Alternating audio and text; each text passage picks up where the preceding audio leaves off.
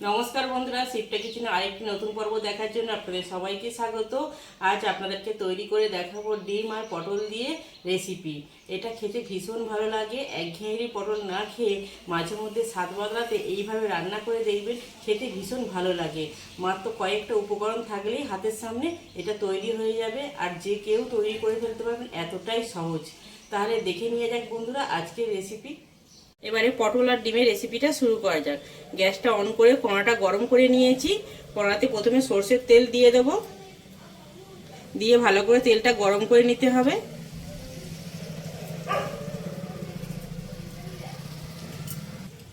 তেলটা ভালো করে গরম করে নিয়েছি। এবারে তেলের মধ্যে পটলগুলো দিয়ে ভেজে নেবো ভালো করে।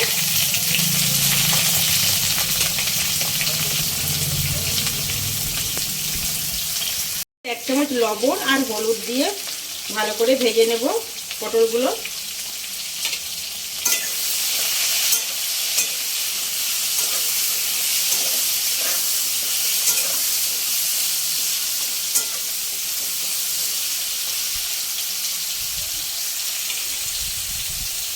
পটলগুলো ভাজা হয়ে গেছে, এবারে তুলে নেব।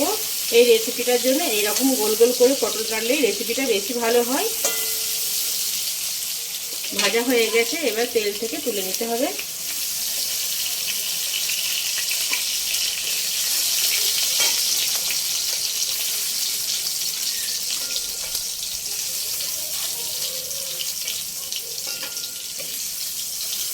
ওই তেলের মধ্যেই আর তেল দেবো না, দুটো ডিম দিয়ে দেবো আমি এতে। এই সময় গ্যাসের ফ্লেমটা লো ফ্লেমেই রাখতে হবে, তাহলে ডিমটা শক্ত হয়ে যাবে আর ভালো করে ঝুড়ো হবে না।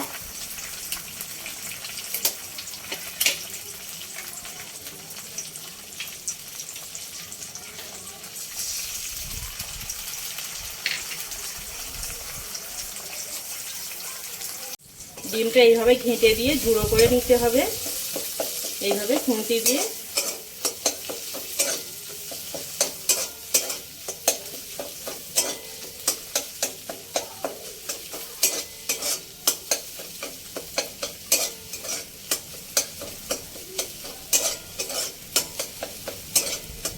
বেশি আমি ঝুড়ো ঝুড়ো করবো না, এরকম একটু বড় বড় রেখে দেবো।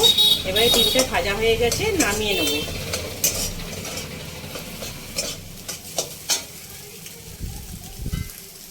কড়াইতে আবার তেল দিয়ে দেবো। তেলটা ভালো করে গরম করে নিতে হবে। তেল ভালো করে গরম হয়ে গেছে। ফোড়নের জন্য গোটা জিরে, শুকনো লঙ্কা আর সামান্য একটু হিং দিয়ে ভালো করে লাল করে নেব।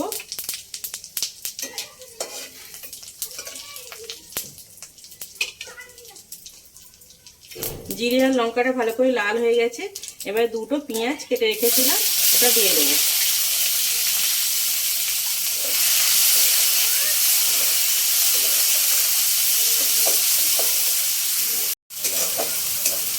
পেঁয়াজটা ভালো করে লাল করে ভেজে নিতে হবে, তাহলে বেশি ভালো লাগে খেতে। আর এই রান্নাটার জন্য একটু বেশি করে পেঁয়াজ দেওয়ার চেষ্টা করবেন। আমি দুটো বড় সাইজের পেঁয়াজ কেটেছি, এরকম ছোটো ছোটো করে কেটে নিয়েছি।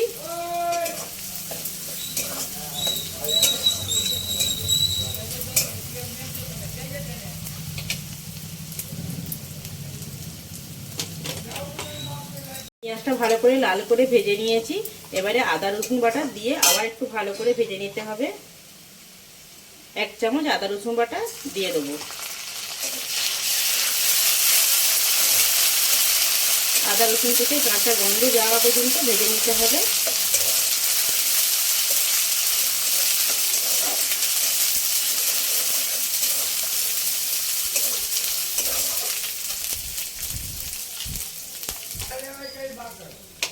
আদা রসুনটা ভালো করে ভেজে নিয়েছি। এবারে কিছুটা মশলা অ্যাড করব। ছোট চামচে হাফ চামচ হলুদ গুঁড়ো, এক চামচ লঙ্কার গুঁড়ো, এক চামচ ধনের গুঁড়ো আর এক চামচ জিরের গুঁড়ো, সামান্য পরিমাণে লবণ দিয়ে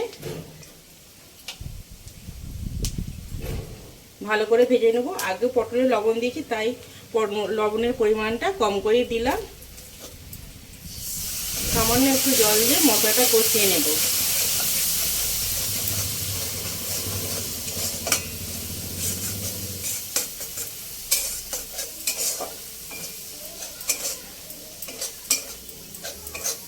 মশলা ভালো করে কষিয়ে নিয়েছি, মশলা থেকে তেল ছেড়ে গেছে। এবারে যে ডিমের কিমাটা করে রেখেছিলাম ওটা এর মধ্যে দিয়ে দেবো, দিয়ে মিনিট 2-3 ভালো করে কষিয়ে নেব, তারপরে পটলটা অ্যাড করব।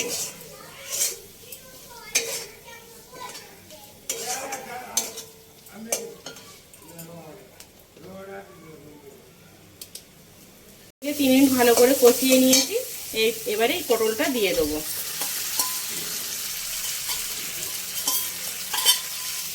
দিয়ে আবার একটু কষিয়ে নিতে হবে।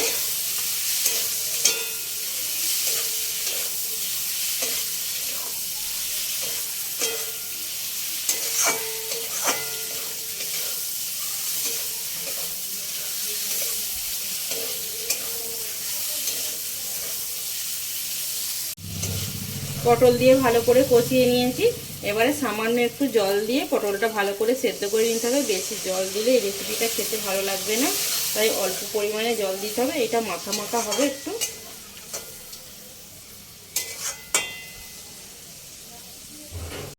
জল দিয়ে দিয়েছি, ঢাকা চাপা দিয়ে 5 মিনিট সেদ্ধ করে নিতে হবে পটলগুলো। 5 মিনিট হয়ে গেছে, ঢাকনাটা খুলে দেখে নেব পটলটা সেদ্ধ হয়েছে কিনা।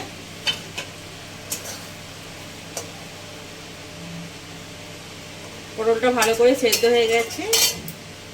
গরম মশলা দিয়ে ভালো করে নেড়ে চেড়ে গ্যাসটা বন্ধ করে দেবো। আচ্ছা, ঢাকা চাপা দিয়ে আরও 2 মিনিট রেখে দেবো গ্যাসের মধ্যে। গ্যাসটা কিন্তু বন্ধ করে রেখে দেবো গরমের মধ্যে। এই রান্নাটা এরকম মাখা মাখা হলে পরে বেশি খেতে ভালো লাগে, পাতলা ঝোল ভালো লাগে না, তাই আমি একটু মাখা মাখাই করেছি। রুটি, পরোটা কিংবা গরম ভাতের সাথে ভীষণ ভালো লাগে। আপনারা অবশ্যই একবার হলেও বাড়িতে তৈরি করবেন। রেসিপিটা ভালো লাগলে লাইক, কমেন্ট, শেয়ার করবেন। আমার চ্যানেলটা সাবস্ক্রাইব করে আমার পাশে থাকবেন। দেখা হচ্ছে পরবর্তী রেসিপি নিয়ে। সবাই ভালো থাকুন, সুস্থ থাকুন।